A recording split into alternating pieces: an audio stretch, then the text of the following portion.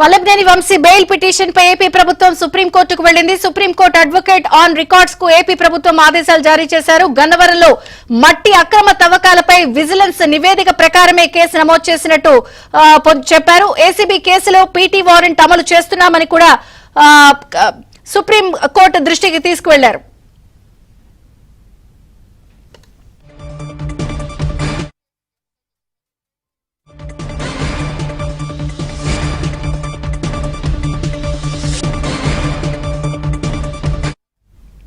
Breaking news చూస్తున్నాం. వల్లభనేని వంశీకి AP high court bail ఇవ్వడంపై ఏపీ ప్రభుత్వం సుప్రీంకోర్టుకు వెళ్లనుంది.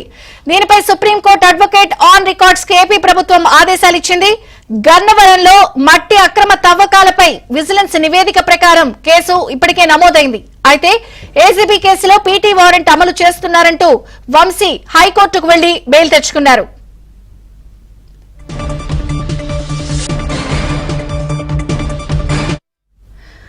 వల్లభనేని వంశీ బెయిల్ పిటిషన్ నిమిత్తం ఇప్పటికే సుప్రీంకోర్టు ఆశ్రయించిన నేపథ్యంలో మరొక పక్కన ఏపీ ప్రభుత్వం కూడా పిటిషన్ వేసింది. పూర్తి వివరాలు ఏపీ బ్యూరో చీఫ్ రామారావు అందిస్తారు. రామారావు.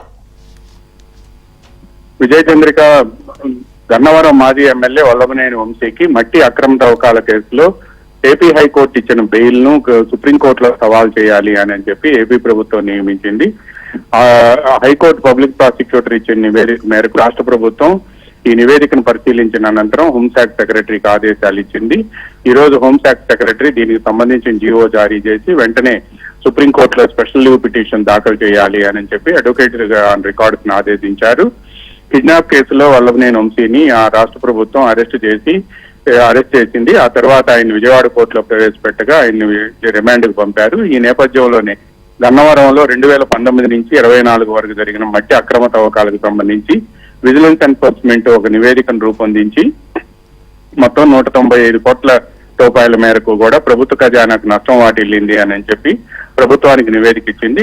ఈ నివేదికను ప్రభుత్వం ఏసీబీకి పంపించి కేసు నమోదు చేయాలని ఆదేశించింది. ఏసీబీ కేసు నమోదు చేసిన వెంటనే తాను ఇప్పటికే జైల్లో ఉన్నానని, దీనిపై పీటీ వారెంట్ దాఖలు చేసే అవకాశం ఉందని, అందువలన తనకు బెయిల్ ఇవ్వాలి ఈ కేసులో అని చెప్పి కూడా వెకేషన్ కోర్టులో వల్లభనేని వంశీ పిటిషన్ దాఖలు చేశారు. ఈ పిటిషన్ పై హైకోర్టు విచారణ జరిపి ఆయనకు బెయిల్ ఇచ్చింది. అయితే అక్రమ మైనింగ్, అదేవిధంగా 195 కోట్ల రూపాయల మేరకు రాష్ట్ర ప్రభుత్వానికి నష్టం వాటిల్లిన కేసులో దీనిపై సుప్రీంకోర్టులో అప్పీల్ చేయవచ్చు అని చెప్పి ప్రభుత్వానికి పబ్లిక్ ప్రాసిక్యూటర్ నివేదిక ఇచ్చారు.